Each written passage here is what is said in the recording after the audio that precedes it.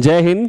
मैं शुभम आप सभी का ALS IAS के इस YouTube प्लेटफॉर्म पे स्वागत करता हूं। एक बहुत बड़ी घटना, एक देश के हवाले से एक बहुत बड़ी घटना सामने आई और इसकी चर्चा चारों तरफ है। आप सभी को पता होगा कि प्रधानमंत्री नरेंद्र मोदी सरकार के 100 दिन पूरे होने के बाद सरकार ने कैबिनेट की पहली मीटिंग की और एक बहुत ही ऐतिहासिक फैसला लेते हुए कैबिनेट ने वन नेशन वन इलेक्शन यानी एक राष्ट्र एक चुनाव के जो हाई लेवल कमेटी की जो रिकमेंडेशंस थी उसको एक्सेप्ट कर लिया, उसको मंजूर कर लिया।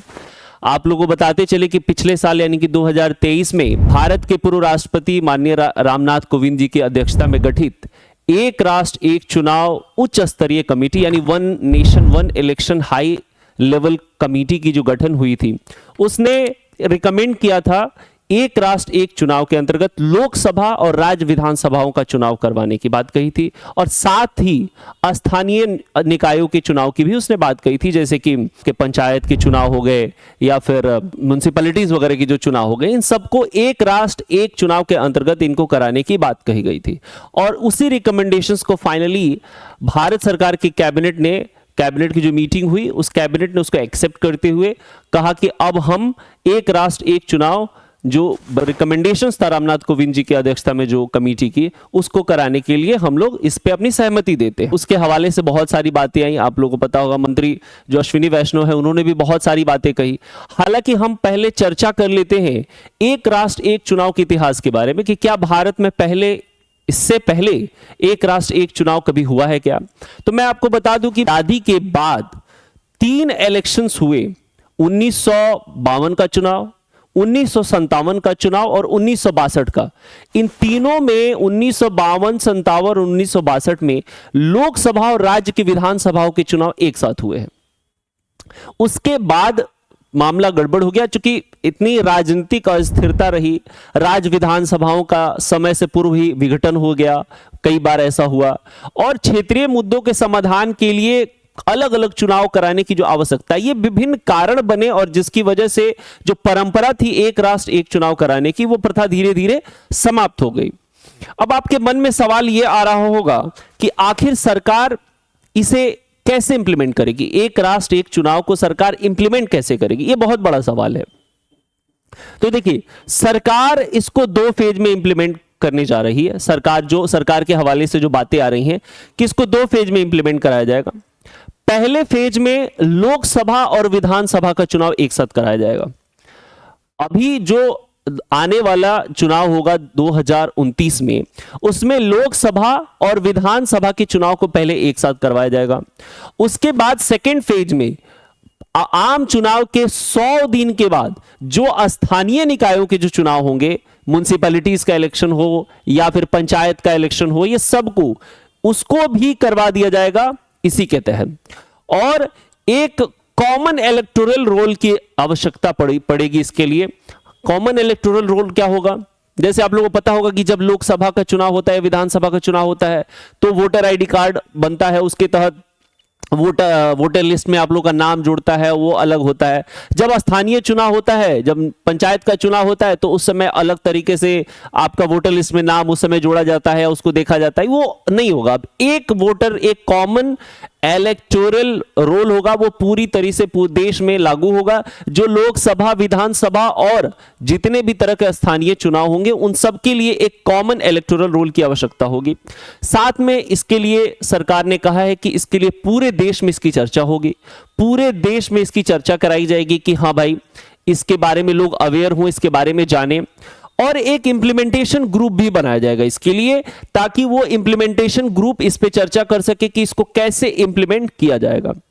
रिपोर्ट की अगर रिकमेंडेशंस की बात कहें, 18,000 पेज में, बता दूं कि 18,000 से ज्यादा पेज में जो कमिटी गठित हुई थी, हाई लेवल कमिटी जो रामनाथ कोविंद जी की अध्यक्षता में कमिटी गठित हुई थी, उसने लगभग 18,000 पेज से ज्यादा पेज में अपनी रिकमेंडेशंस दी थी। उसने अपनी रिपोर्ट में रिकमेंडेशंस करी थी। लेकिन बात यह है कि सारे चीजों के बारे में तो अभी बता नहीं सकते, फिलहाल कुछ इंपॉर्टेंट टॉपिक्स के बारे में डिस्कस करते हैं। सरकार ने उसमें कहा गया था कि जब संसद की बैठक होगी तो सरकार को एक अपॉइंटमेंट डेट डिक्लेयर करना होगा। अब क्या है अपॉइंटेड डेट, क्या है, मैं आपको थोड़ा सा समझा देता हूं। अपॉइंटेड डेट का अर्थ ये हुआ कि सरकार को एक निश्चित तारीख तय करनी होगी कि इसके बाद से जो भी चुनाव होंगे वो चुनाव उसके पहले ही उस अपॉइंटेड डेट में ही करा लिए जाएंगे, चाहे उस चुनाव का चाहे किसी राज्य सरकार का या किसी सरकार का टर्म छोटा ही क्यों ना पड़े। मैं इसको थोड़ा सा शॉर्ट में समझाने की कोशिश करता हूं, देखिएगा। मान लीजिए कि अब लोकसभा का चुनाव कब होना है? 2029 में। मैंने पहले ही कहा कि इसको 2 फेज में करना है, पहले लोकसभा और विधानसभा, इन 2 चुनाव को एक साथ करना है। तो अगर मैं बात करूं कि 2029 में अगर लोकसभा का चुनाव होगा तो बहुत सारे ऐसे विधानसभा का चुनाव होगा जो उसके एक साथ करवाने की बात कही जा रही है। तो मान लीजिए कि 2025 में, जैसे कि कुछ विधानसभा है जिनका चुनाव 2025 में होना है, मान लीजिए दिल्ली का चुनाव 2025 में होना है, जम्मू एंड कश्मीर राज्य का चुनाव 2025 में होना है, बिहार राज्य का चुनाव 2025 में होना है। इनका अगला टर्म क्या होगा? 5 साल बाद फिर विधानसभा का चुनाव होगा, यानी इनका अगला टर्म 2030 में पड़ेगा। लेकिन इनको 2029 में ही करवा लेना होगा, भले ही इनका टर्म छोटा क्यों ना पड़े, 4 साल में इनका टर्म खत्म हो जाए, कोई बात नहीं। मान लीजिए कि कुछ ऐसे विधानसभा का चुनाव है कुछ राज्यों में जहां पे 2026 में इलेक्शन होना है, जैसे कि आपको मैं बता दूं कि तमिलनाडु में, पश्चिम बंगाल में 2026 में इलेक्शन होना है। अब इनका तो अगला टर्म कब पड़ेगा? 2031 में पड़ेगा अगला चुनाव, लेकिन इनको भी 2029 के लोकसभा चुनाव के साथ ही इन विधानसभाओं का भी चुनाव करवा देना है। मान लीजिए कि कोई ऐसे स्टेट है जिनका इलेक्शन 2027 में हो रहा है, जैसे पंजाब में 2027 में इलेक्शन होना है, उनको भी 2029 के लोकसभा चुनाव के साथ ही उन विधानसभाओं का भी चुनाव करवा लेना है। तो एक अपॉइंटेड डेट सरकार को बताना होगा कि इस डेट के बाद जो भी इलेक्शन होगा उन सभी को 2029 के लोकसभा चुनाव में ही उन सारे विधानसभाओं को मर्ज कर दिया जाएगा। तो यह तरीका है और यह एक ट्रांजिशन फेज होगा। हालांकि शुरू में इसमें थोड़ा सा परेशानी होगी, सरकार यह मानने के लिए तैयार है और कमेटी के जो रिपोर्ट आई है उसने भी कहा है कि एक ट्रांजिशन फेज होगा, इसमें हालांकि समस्याएं उत्पन्न होंगी, कोई बड़ी बात नहीं है, लेकिन एक बार ये इंप्लीमेंट हो जाएगा तो इससे आगे की राह आसान हो जाएगी। उसमें और भी कुछ बातें कही गई, जैसे कहा कि मान लीजिए कि अगर कोई सरकार, एक सबसे बड़ा बात यह है कि एक प्रश्न आया कि मान लीजिए कि कोई सरकार अगर मान लीजिए कि पूरी मेजॉरिटी के साथ सरकार बनी किसी विधानसभा में, मान लीजिए कि अगर बिहार का ही बात ले ले, फॉर एग्जांपल अगर बिहार की मैं बात करूं, 2025 में इलेक्शन हुआ या 2030 में, मैंने कहा कि 2025 में इलेक्शन होगा तो अगला टर्म 2030 में पड़ेगा, लेकिन एक राष्ट्र एक चुनाव के अंतर्गत 2029 के लोकसभा चुनाव के साथ ही इसकी चुनाव करवा देनी है, तो 2029 में ही इसकी इलेक्शन होगा। मान लीजिए कि 2029 के लोकसभा चुनाव के साथ सारे राज्यों का चुनाव भी हो गया, विधानसभा के जितने राज्य के विधानसभा चुनाव हो गए। अब मान लीजिए कि विधानसभा चुनाव 5 साल के लिए बनी, अब 5 साल के पहले ही अगर सरकार अपनी मेजॉरिटी खो दे किसी राज्य में, अगर बिहार में ही मान लीजिए 5 साल के पहले मेजॉरिटी चली गई, सरकार गिर गई, या वो सरकार ने अपना अविश्वास प्रस्ताव उसके खिलाफ पारित हो गया, तो इससे क्या हो जाएगा? सरकार गिर जाएगी, तो क्या होगा? तो विधानसभा भंग हो जाएगा। तो अब मान लीजिए कि 2029 में जिस राज्य का या 2030 में इलेक्शन हुआ, 5 साल के लिए सरकार बननी है और 2 साल सरकार चली है, 2 साल के बाद सरकार गिर गई, तो अब जो इलेक्शन होगा, जो नया इलेक्शन होगा, जो फ्रेश इलेक्शन होगा, वो क्या अगर 5 साल के लिए वहां से काउंट करेंगे तो फिर तो एक राष्ट्र एक चुनाव को कोई मतलब नहीं बन गया, फिर तो उसका टेन्योर 2 साल बढ़ जाएगा। तो सरकार ने कहा, इस कमेटी ने जो रिकमेंडेशन दिया है, इसने कहा है कि नहीं, जो नया चुनाव होगा वो सिर्फ शेष बचे हुए समय के लिए ही होगा, कि अगर सरकार विधानसभा ने, किसी राज्य विधानसभा की सरकार गिर जाती है, उसने 2 साल का समय पूरा किया है, 3 साल अगर उसमें बचे हुए तो बाकी बचे 3 साल के लिए ही फ्रेश इलेक्शंस होंगे, ना कि 5 साल के लिए इलेक्शन होगा। इससे क्या होगा कि आप जो समय समय पर जो वन नेशन वन इलेक्शन के तहत हर राज्यों का विधानसभा का चुनाव लोकसभा के चुनाव के साथ तभी संभव हो पाएगा। अदरवाइज ये पहले जो पुरानी परंपरा थी 1952, 57 और 62 में तो हुआ ही, फिर इसी सब की वजह से तो गड़बड़ हो गया कि सरकार राज्य विधानसभा पहले विघटन हो जा रही है, पहले ही गिर जा रही है सरकार, और उसका फिर टेन्योर गड़बड़ हो जा रहा है, तो एक सामंजस्य नहीं बैठ पाएगा। तो उस सामंजस्य को बैठाने के लिए ऐसा करना होगा कि जो अगर मान लीजिए कि किसी राज्य विधानसभा अपने समय से पूर्व विघटन हो जाती है, भंग हो जाती है, सरकार गिर जाती है, उसके खिलाफ अविश्वास प्रस्ताव पारित किया जाता है। अगर सरकार गिर गई तो जो नई सरकार बनेगी, जो नया इलेक्शन होगा, वो सिर्फ बचे हुए समय के लिए ही इलेक्शन होगा, फ्रेश इलेक्शन। ठीक है, इससे क्या होगा कि सामंजस्य बैठा रहेगा और हर बार एक राष्ट्र एक चुनाव के अंतर्गत हर बार लोकसभा के चुनाव के साथ साथ राज्य की विधानसभा का भी चुनाव कराया जाएगा। और जो स्थानीय निकाय के जो चुनाव है, चाहे वो पंचायत के चुनाव हो या नगर पालिका के चुनाव हो या डिफरेंट और भी चुनाव हो, सब एक साथ हो पाएंगे। अब इसमें सबसे बड़ा मुद्दा आता है कि इसमें कैसे इसको इंप्लीमेंट किया जाएगा, इसमें अमेंडमेंट्स कैसे होंगे। तो जो कमेटी ने रिकमेंड किया है, उसने कहा है कि लगभग इसमें 18 तरह के संवैधानिक संशोधन की आवश्यकता है, लगभग 18 टाइप्स के कॉन्स्टिट्यूशनल अमेंडमेंट्स करने की आवश्यकता है, लगभग 18 तरीके की है आवश्यकता। इसमें कुछ इंपॉर्टेंट अगर मैं आर्टिकल्स की बात करूं जिसमें अमेंडमेंट करने की बहुत जरूरी है, वो है आर्टिकल 83। क्योंकि आर्टिकल 83 क्या कहता है कि लोकसभा का गठन और लोकसभा अपने पहले बैठक से 5 साल तक रहेगी। कब? जब तक, यदि उस पहले 5 साल के पहले अगर वो भंग हो जाती है तब नहीं रहेगी, अदरवाइज वो 5 साल तक सस्टेन करेगी। उसके पहले भंग हो गई तो पहले गिर सकती है, तो उसमें अमेंडमेंट करने की जरूरत है। वही अगर राज्य विधानसभा के कॉन्टेक्स्ट में बात करें तो आर्टिकल 172 में भी अमेंडमेंट करने की जरूरत है, जो यही बात कहता है कि राज्य विधानसभा भी अपने प्रथम बैठक से 5 साल तक रहेगी अगर वो पहले भंग नहीं होती है तो। फिर आपको आर्टिकल 324 में भी अमेंडमेंट करने की जरूरत है। अब आर्टिकल 324 में क्यों अमेंडमेंट करने की जरूरत है, मैं इसके बारे में थोड़ा संक्षिप्त में समझा देता हूं। आर्टिकल 324 निर्वाचन आयोग की बात करता है। कौन से निर्वाचन आयोग की? केंद्रीय निर्वाचन आयोग, सेंट्रल इलेक्शन कमीशन की बात करता है।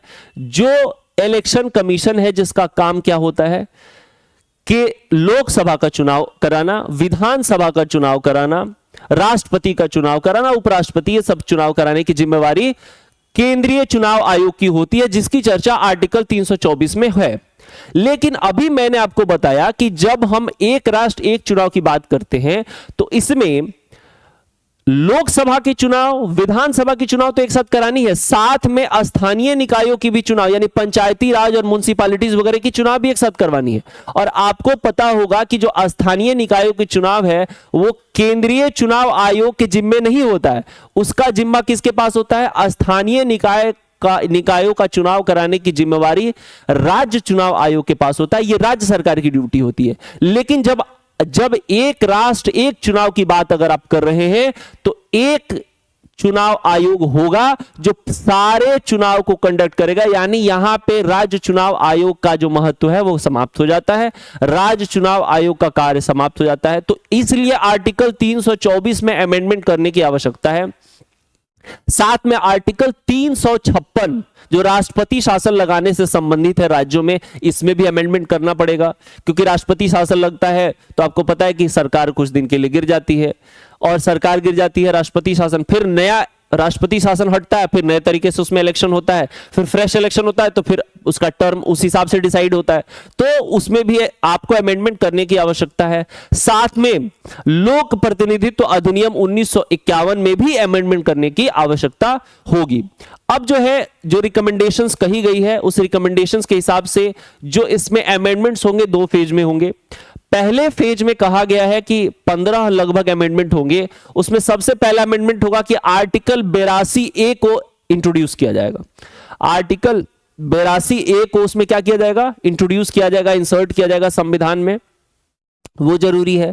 दूसरे फेज में जो बचे हुए अमेंडमेंट्स होंगे उसमें किया जाएगा, और उसमें आर्टिकल 324A को इंट्रोड्यूस किया जाएगा। पहले ही मैंने चर्चा किया, चूंकि निर्वाचन आयोग का यहां पे बहुत ही महत्वपूर्ण पहलू बन जाता है, क्योंकि निर्वाचन आयोग का एक बड़ा वो रोल बन जाता है कि एक अहम भूमिका ये हो जाती है कि अब निर्वाचन आयोग को लोकसभा का चुनाव तो कराना ही है, विधानसभा का चुनाव तो कराना ही, साथ में स्थानीय निकायों का भी चुनाव एक साथ करवाने हैं एक राष्ट्र एक चुनाव के अंतर्गत। तो उसमें भी अमेंडमेंट करने होंगे। तो उसके लिए आर्टिकल 324A इंसर्ट करने की बात कहता है रिकमेंडेशंस जो दिए हैं रिकमेंडेशंस इस कमेटी ने। अब जो है ज्यादातर इसमें जो अमेंडमेंट्स होंगे, जो ज्यादातर संशोधन होंगे संसद के द्वारा किए जाएंगे, लेकिन कुछ अमेंडमेंट्स ऐसे हैं जिसमें राज्यों की भूमिका है और उसके लिए स्पेशल अमेंडमेंट्स करने की जरूरत है, यानी 50% से ज्यादा राज्यों की सहभागिता, जिसको स्पेशल अमेंडमेंट्स कहते हैं। अमेंडमेंट जो नॉर्मल अमेंडमेंट्स हैं जो संसद के द्वारा, पार्लियामेंट के द्वारा किए जाएंगे, लेकिन कुछ ऐसे हैं जैसे मान लीजिए कि स्थानीय निकायों का चुनाव कराने की जिम्मेवारी राज्य सरकार की है। अब राज्य सरकार से यह शक्ति आप छीन रहे हैं। एक राष्ट्र एक चुनाव के अंतर्गत राज्य सरकार से जब आप ये शक्ति छीनेंगे तो उसमें राज्य की सहभागिता जरूरी है, उनकी रजामंदी भी जरूरी है। तो इसलिए कुछ ऐसे अमेंडमेंट्स हैं जिनको स्पेशल अमेंडमेंट्स के तहत, विशेष संशोधन के तहत उनको संशोधित किया जाना है, और उसके लिए 50% से ज्यादा राज्यों की उसमें सहमति भी अनिवार्य है। तो ये तो रही कुछ इंपॉर्टेंट इससे रिलेटेड बात। अब जो सबसे महत्वपूर्ण बात है इसके बारे में जो चर्चा करेंगे कि इसके प्रोज और कॉन्स क्या है, मतलब इसके पक्ष में क्या तर्क हो सकते हैं, विपक्ष में क्या तर्क हो सकते हैं। लास्ट एक चुनाव हुआ तो उसके फायदे क्या हैं। देखिए, आपको पता होगा कि चुनाव कराना, बार बार देश में चुनाव कराने से सबसे ज्यादा है कि लागत खर्च बहुत है। बार बार चुनाव कराना एक बहुत ही खर्चीला है। बार बार चुनाव होने से, जब आप लोकसभा का चुनाव होगा, विधानसभा का चुनाव होगा, इससे इतना ज्यादा खर्च होता है, तो लागत खर्च में कमी आएगा। बार बार चुनाव ना हो कि एक बार चुनाव होगा लोकसभा का, विधानसभा का, या पंचायती राज का जो चुनाव होगा, लोग या म्युनिसिपैलिटी का चुनाव होगा। तो इससे क्या होगा कि लागत खर्च में कमी आएगी, पैसे का बचत होगा। दूसरा सबसे क्या है कि शासन व्यवस्था बढ़िया होगा, एडमिनिस्ट्रेशन उन्नत हो पाएगा, क्योंकि एडमिनिस्ट्रेशन को बहुत सारा अपना समय गंवाना पड़ता है चुनाव कराने में। बार बार जो एडमिनिस्ट्रेशन है बार बार परेशान हो जाता है, उलझा रहता है ये इलेक्शन कराने में। लोकसभा का चुनाव बीता नहीं पता चला, कहीं पे विधानसभा का चुनाव है वो बीता नहीं पता चला, कभी अब स्थानीय निकाय का चुनाव, तो एडमिनिस्ट्रेशन इसमें फंस जाती है और उसका काम सही ढंग से नहीं हो पाता है। आप देखे होंगे शिक्षकों को लगा दिया जाता है चुनाव में, या बहुत सारे अधिकारी हैं जो चुनाव में फंस जाते हैं, उनका काम बाधित हो जाता है, वो चुनाव कराने में व्यस्त रहते हैं। तो इससे क्या होगा कि शासन व्यवस्था उन्नत होगा, प्रशासन व्यवस्था उन्नत होगा। राजनीति में सबसे बड़ा चीज है कि धन का जो प्रभाव होगा वो कम होगा, क्योंकि इलेक्शन लड़ने के लिए पॉलिटिकल पार्टीज को चाहिए होता है पैसा, और पैसा का प्रदर्शन होता है प्रचार करने के लिए, या और भी बहुत तरीके से पॉलिटिकल पार्टीज अपना जो है इलेक्शन जीतने के लिए तरह तरह के हथकंडे अपनाती है, पैसे खर्च करती है, और उसके लिए वो फंडिंग होता है पैसा। तो वो जो है वो कहीं ना कहीं एक तरीके से धन का प्रभाव कम होगा पॉलिटिक्स में। दूसरा और एक बहुत ही इंपॉर्टेंट चीज होगा कि मतदाताओं की सहभागिता में वृद्धि होगा। मतदाताओं की सहभागिता में कैसे वृद्धि होगा जी, कि अब मान लीजिए कि आपको लोकसभा, आप मान लीजिए कि आप एक किसी गांव में रहते हैं, वहां के वोटर लिस्ट में आपका नाम है। अब आप लोकसभा का चुनाव देने के लिए, वोट देने के लिए घर जाइए, फिर विधानसभा का चुनाव देने के लिए एक बार जाइए, फिर आप स्थानीय निकाय का चुनाव हो रहा उसके लिए जाइए। बार बार जो है ना चुनाव, वोट देने के लिए बहुत सारे लोग जो है चुनाव नहीं, मतलब वोट देने नहीं जाते हैं। तरह तरह के चुनाव होते हैं, लोग वोट देने के लिए कतराते हैं कि कौन बार बार जाएगा वोट देने के लिए। तो ये एक बड़ा हो जाएगा कि हाँ भाई, इससे क्या होगा कि मतदाताओं की सहभागिता में वृद्धि होगी। लोग सोचेगा कि चलो एक ही बार तो वोट देना है, लोकसभा का भी चुनाव हो जाएगा, वोट हो जाएगा, साथ में विधानसभा के चुनाव के लिए वोट हो जाएगा, और स्थानीय निकायों के लिए, मुखिया सरपंच के लिए भी जो हमको वोट देना है उसके लिए भी हो जाएगा हमारा काम। तो ये तो कुछ फायदे हुए। अब बात करते हैं इसके नुकसान के। इसके कॉन्स भी हैं बहुत सारे, इसके विपक्ष में भी तर्क हैं। जैसे कि आपने देखा होगा कि जैसे ही ये कैबिनेट ने इसकी मंजूरी दी है, कुछ पार्टियां हैं जो इसके विरोध में आ गई हैं। जैसे कि आप बता दें कि कांग्रेस पार्टी इसके विरोध में बातें कर रही है। मल्लिकार्जुन खड़गे साहब का कुछ बयान भी आया कि ये संविधान के अनुरूप नहीं है, संघवाद के खिलाफ है। तो पहला तो सबसे बड़ा विपक्ष में तर्क यही हुआ कि संघवाद और क्षेत्रीय प्रतिनिधित्व इससे कमजोर होता है। संघवाद ये बात करता है, जो फेडरलिज्म है इंडिया का, वो बात करता है कि सेंटर के साथ साथ स्टेट के पावर की भी बात करता है। और यहां पे क्या होगा कि सेंटर जो है स्टेट को डोमिनेट करेगी, और क्षेत्रीय मुद्दा जो है या क्षेत्रीय जो आपके प्रतिनिधित्व है, रिप्रेजेंटेशन है, वो कमजोर पड़ेगा और सेंटर कहीं ना कहीं डोमिनेट करेगी। दूसरा एक बड़ा बात है कि लागत भी इसमें बढ़ेगा। अगर आप एक इलेक्शन करवाते हैं, उसमें लोकसभा, विधानसभा और आप कहें तो क्षेत्रीय इलेक्शंस भी, अगर लोकल बॉडीज के इलेक्शंस भी अगर आप करवाते हैं, तो आपको बहुत ज्यादा इलेक्ट्रॉनिक मशीन्स की आवश्यकता पड़ेगी, मतदाता सत्यापित पेपर्स की भी जरूरत पड़ेगी, या जो ऑडिट ट्रेल होते हैं उन सब की मतलब जरूरत पड़ेगी। ज्यादा संसाधन, रिसोर्सेज की आवश्यकता ज्यादा पड़ेगी इसके लिए। एक और सबसे बड़ा मुद्दा है कि लोगों का जब इलेक्शन होता है तो लोगों का उसमें एक अपना मुद्दा होता है, वोट देने का। जैसे मैं आपको बताऊं कि कई बार ऐसा होता है कि लोग, जब लोकसभा का इलेक्शन होता है तो उसके लिए अलग मुद्दे पे चुनाव लोग वोट देते हैं, लेकिन जब विधानसभा का चुनाव होता है तो लोगों का वोट देने का मुद्दा अलग होता है। लोग मतलब उनका एक अलग एजेंडा होता है। लोग लोकसभा के में अलग पार्टी को जिताते हैं, वही विधानसभा में अलग पार्टी को जिताते हैं। जैसे आप लोग देखे होंगे, आप बिहार में लोकसभा में आप पूरा फुल मेजॉरिटी से आप जिताएंगे, बिहार तो नहीं, मैं अगर दिल्ली का एग्जांपल दूं तो ज्यादा बेहतर हो पाएगा। जैसे कि आप लोग देखा होगा कि दिल्ली में क्या होता है कि आप देखिए, लोकसभा में जितनी सीटें होती है सारी की सारी बीजेपी जीतती है, लेकिन जब आती है विधानसभा की बात तो वहां पे आम आदमी पार्टी जीत जाती है। तो होता क्या है कि लोग अलग अलग इलेक्शंस में, लोकसभा में अलग मुद्दों पे वोट देते हैं, राज्यसभा में उनका मुद्दा अलग होता है। क्षेत्रीय मुद्दा यहां पे कहीं ना कहीं कमजोर हो जाएगा। दूसरा क्या है कि लोगों में एक होता है क्या कि अगर मान लीजिए कि लोग ने लोकसभा को वोट दिया, इलेक्शन में जिस पार्टी को वोट दिया, अगर वो अपना प्रदर्शन अच्छा नहीं कर पा रहा है या लोगों की उम्मीद के अनुरूप वो खरा नहीं उतर रहा है, तो अगर वही पार्टी अगर राज्य विधानसभा में उतरती है तो लोग उसको हरा देता है।